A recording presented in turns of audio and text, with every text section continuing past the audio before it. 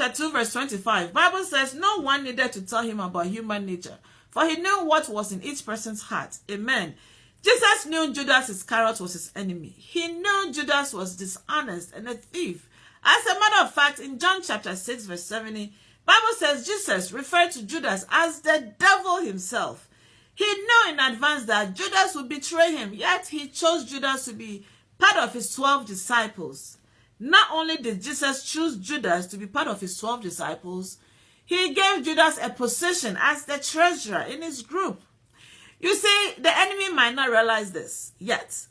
But when God stated in Jeremiah chapter 29, verse 11, that the plans he has for you and me is for good and not for disaster, our enemies were factored into those plans. Our enemies have to be part of it for us to be successful. That is just how God has arranged it. That is how God has designed it. Judas thought he was fooling Jesus by posing as one of his disciples. I mean, he accepted the position knowing very well what he planned on doing.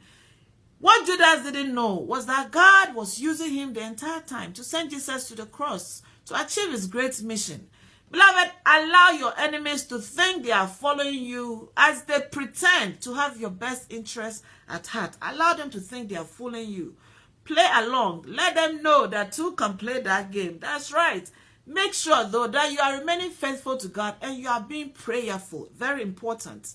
And at the right time, those enemies will realize that God has used them to elevate you to the place he wants you to be. Judas's betrayal did not stop God's plans of salvation. No. Your enemy's betrayal would never stop God's plan for you. You have to just remain vigilant in prayers and in your service to God, and all will be well. Beloved, my name is Reverend Mrs. Naomi Antwi. I thank you for watching. God bless you. I love you. Goodbye.